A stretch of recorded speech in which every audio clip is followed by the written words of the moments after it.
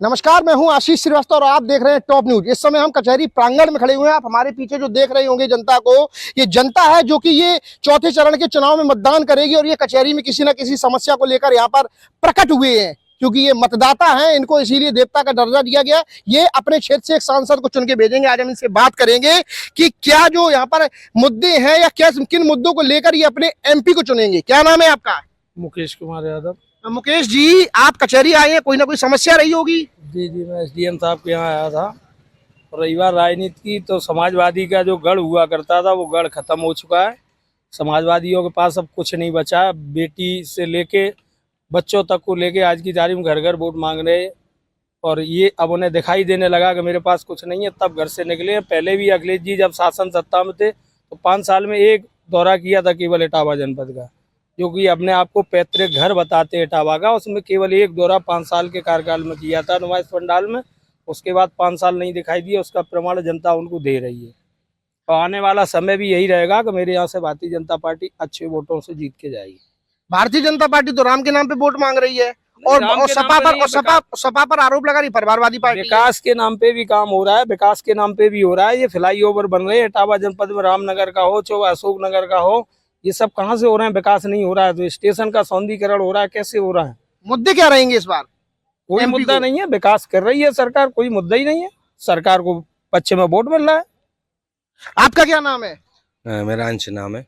अंश जी, मुद्दे क्या रहेंगे इस बार? किस तरीके से देख रहे हैं आप चुनाव? मुद्दा सबसे बेहतर ये है कि महंगाई पे लगाम लगाई है। दूसरा ये है कि बेरोजगारी जो चल रही है या नौकरी चल रही है उस पर थोड़ा ध्यान दे सरकार। क्यों सरकार इस टाइम बेरोजगार, क्योंकि देखो नारा लगाने के लिए भी कोई चाहिए। जब सारे लोग बेरोजगार होंगे तो नारा भी कोई लगाएगा, क्योंकि शिक्षा उन्हें देनी नहीं है। अभी उन्होंने क्या एक नीति निकाल दी नई। पहले शिक्षा क्या हुआ था उन्हें कि 4 मास्टर हैं और बच्चे हैं 5, तो ऐसा करो कंपोजिट कर दो, तो उन्होंने बिल्कुल छोटा कर दिया। ठीक है, अब उसके बाद भी एक नई नीति और निकाल दी उन्होंने। 6 साल का बच्चा प्राइमरी स्कूल में आपका एडमिशन नहीं लेगा। अब आपका एडमिशन लेगा प्ले स्कूल में, वो है प्राइवेट। क्योंकि सरकारी संस्था पे क्यों नहीं जाएगा? प्राइवेट में जब बच्चा पढ़ेगा तो सरकारी स्कूल में कौन जाएगा? जब बच्चे नहीं होंगे तो सरकार ये कहेगी ऐसा करो स्कूल बंद कर दो। क्यों? शिक्षा की जरूरत है ही नहीं किसी को। शिक्षा पे कौन बात कर रहा है? जब शिक्षित होंगे तो हम आपसे सवाल जवाब करेंगे, हम आपसे कुछ पूछेंगे। जब हम शिक्षित ही नहीं होंगे तो हम आपसे जवाब ही नहीं पूछ पाएंगे। हम अपनी लड़ाई अगर करेंगे तो हम शिक्षित होके ही करेंगे। स्वास्थ्य पे क्यों ध्यान नहीं दे रही है सरकार? सरकार पीजीआई एसएफआई में 80 करोड़ रुपए आता था, आज की तारीख में 20 करोड़ रुपए आता है। इतना बजट कहाँ चला गया? अभी जो आपके सहयोगी खड़े ये तो कह रहे हैं कि सरकार ने बहुत काम किया है, रोजगार भी दिया, विकास भी किया, सब कुछ किया है। आंकड़े हैं, कितने लोग यहाँ शिक्षित हैं। उनने कहा 1000 करोड़ लोगों को मैंने ये दिया। 1000 करोड़ में कितने जीरो लगते हैं? मंत्री जो भी बीजेपी सरकार की मंत्री हूँ या नेता हूँ, वो जरा जीरो बता दे कितने लगते हैं।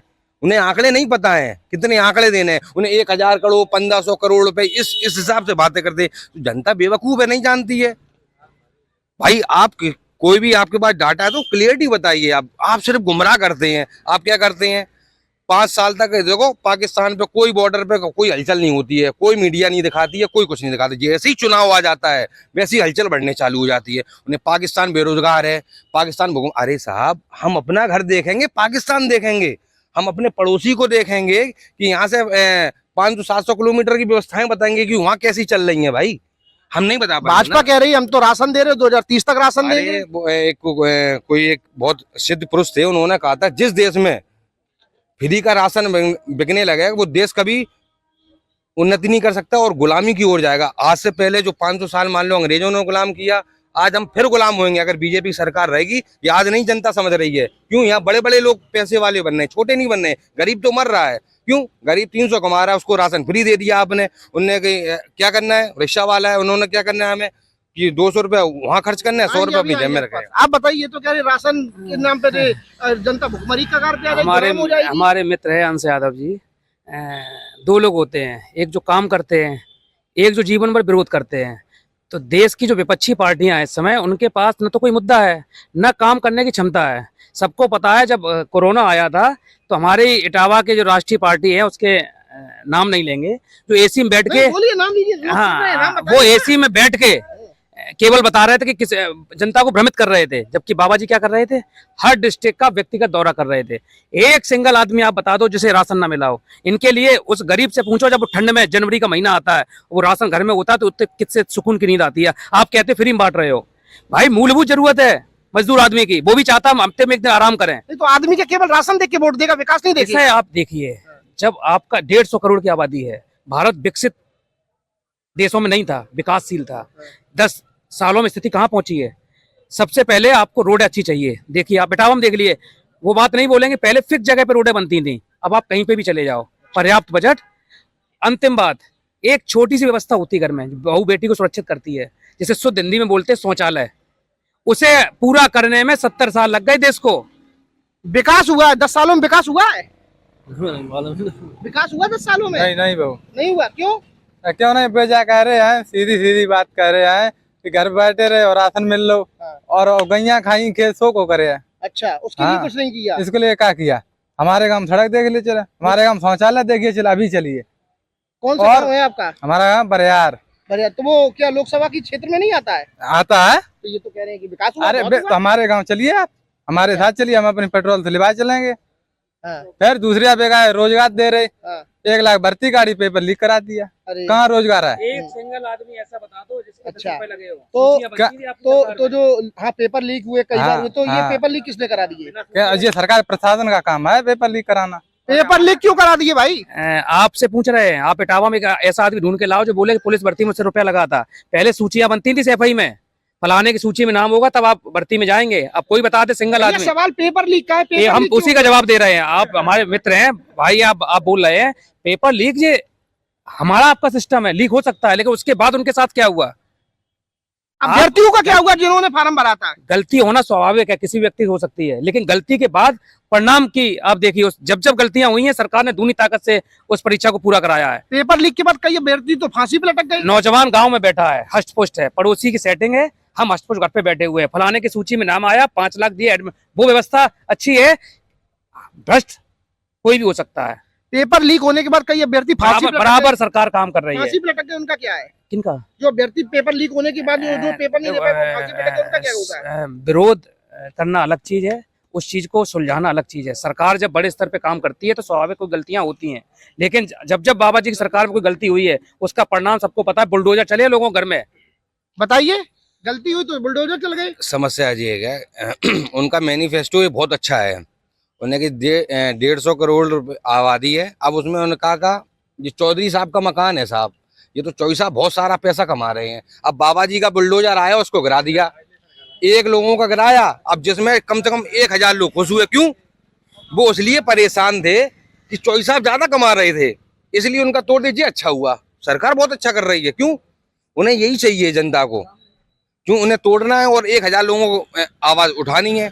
आवाज मुद्दे पे नहीं हो रही है। अब जो हमारे जो बीजेपी के लोग हैं, आप ये कहते हैं करप्शन नहीं है, करप्शन तो इतना ज्यादा बढ़ गया है। पहले आरटीओ ऑफिस में 300 रुपए में डीएल बन जाता था, आज की तारीख में 6000 रुपए में बनता है। ठीक है। और दूसरा ये है, आप कहते हैं महंगाई नहीं है, पेट्रोल पे भी महंगाई बढ़ रही है, वो तो कोई नहीं रोक सकता। जैसे ये चुनाव आते हैं वैसे उनका मीटर डाउन हो गया। जब मौजूदा सरकार जब आई थी उन्होंने कहा सुनो हम उससे ऑनलाइन जोड़ के देखेंगे कि रोज बढ़ेगा, रोज अप एंड डाउन होगा, 28 54 2 बढ़ते थे। कुल मिला के ये बताइए, जो सरकार के जो मुद्दे होने चाहिए, जो बीजेपी के या समाजवादी पार्टी के मुद्दे होने चाहिए, कि उन मुद्दों पे सरकार चल रही है या प्रवचनों पे सरकार चल रही है और वोट मांग रही है? सिर्फ जो सरकार जो है, देखो कोई भी सरकार हो, बस ये चाहते हैं जनता के लिए सोचे। जनता के लिए यहाँ पे कोई नहीं सोच रहा है। बीजेपी तो बिल्कुल 10 सालों में नहीं सोच रहा, उन्होंने इतना शोषण किया है। अब थाने में आप चले जाओ, दो अगर पार्टी के लोग लड़ते हैं आपस में, वो थाने में बैठा लिया जाएगा तो आपको 10-10 हजार रुपए लेके ही छोड़ेंगे। समाजवादी पार्टी सरकार अगर होती तो कोई भी नेता होता तो फोन करके छोड़ देता। यहाँ तो फोन तो छोड़ो, 10-10 हजार रुपए कर्ज लेके लेना पड़ता है, तब तो वो छोड़ रहे हैं। इतनी ज्यादा दलाली हो रही है इस सरकार में, और सरकार कह रही है लूट ही नहीं है। जिस विभाग में चले जाओ उस विभाग में लूट चल रही है। ऐसा कोई विभाग नहीं जिसमें लूट नहीं है। हम तो ये सरकार कहती है कि करप्शन रुक गया, जितना करप्शन इसमें बढ़ा है सरकार में आज से पहले कहीं नहीं बढ़ा है। और जो सरकार ये कहती है 70 साल में क्या किया है, 70 साल में सुई से लेके सूजा बनाया कांग्रेस ने, और सरकार ने क्या बनाया, अपना क्या बना दिया। अगर उन्होंने भी शिलान्यास किया है तो समाजवादी पार्टी का किया हुआ कार्य का शिलान्यास किया, अपना खुद का उनका कुछ नहीं है। चलिए, तो ये हमारे साथ यहाँ के जो इटावा जनपद के जो लोकसभा मतदाता थे ये थे, इन्होंने कहा कि सरकार ने जो कांग्रेस की रही उसने सुई से सूजा बनाने का काम किया और वहीं भाजपा सरकार ने समाजवादी पार्टी के पुराने कार्यों का शिलान्यास करके काम किया। किसी ने कहा कि बहुत अच्छा काम किया तो किसी ने हमारे साथ खड़े हैं बिल्कुल भी काम नहीं किया, बेरोजगारी बढ़ी है, पेपर लीक हुए हैं। इटावा से टॉप न्यूज के लिए आशीष श्रीवास्तव की रिपोर्ट।